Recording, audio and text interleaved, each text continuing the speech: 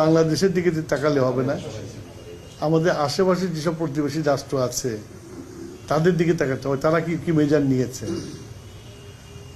Sri Lanka, India, Nepal, কি বলে, এমনকি থাইল্যান্ড, প্রত্যেকেই মেজার নিয়েছে, প্রত্যেকেই এর দাম বাড়িয়ে দিয়েছে। তারপরে তারা মেজার নিয়েছে। সেইখান থেকে আমরা তেলের দাম বাড়াই নেই, আমরা সরবরাহ কমাই নেই, আমরা সরবরাহ করে যাচ্ছি। তারপরে পেট্রোল পাম্পের সামনে দীর্ঘ লাইন। তো ভাবছি এখানে প্রত্যেকেই কোঅপারেট করতে হবে। আমিও জনগণের কাছে এবং যারা নাকি গাড়ি চালায় তাদের কাছে আমার একটা আহ্বান থাকবে যে আপনারা প্রয়োজনের বেশি তেল নিয়েন না।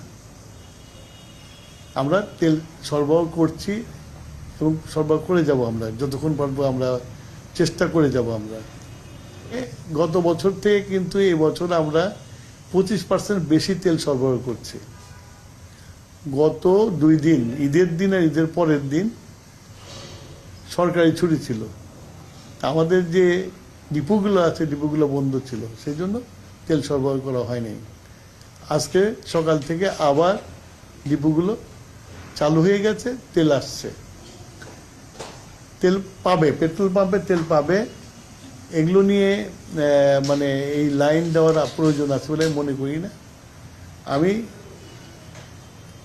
সরকারের পক্ষ থেকে জনগণের কাছে আহ্বান জানাবো যে আপনারা প্যানিক হবেন না এবং আপনার প্রয়োজনের বেশি তেল ক্রয় করেন না। যতটুকু পর্যন্ত ততটুকু নেন। আশা করি আমাদের তেলের সরবরাহ সবসময় থাকবে, সবসময় পাবে। প্রয়োজনের বেশি তেল নিলে, স্টক করলে ভিড় বাড়বে, লাইন বাড়বে। সেই জন্যই সবারকে সচেতন হওয়া দরকার। এটা তো বাংলাদেশ সরকারের একার সমস্যা, সারা পৃথিবীর সমস্যা। এটা আমার আহ্বান থাকলো জনগণের কাছে যে আপনারা প্যানিক হবেন না, আতঙ্কিত হবেন না। তেল আছে, আমরা তেল দিয়ে যাচ্ছি, আপনাদের প্রয়োজনের বেশি তেল নেবেন না।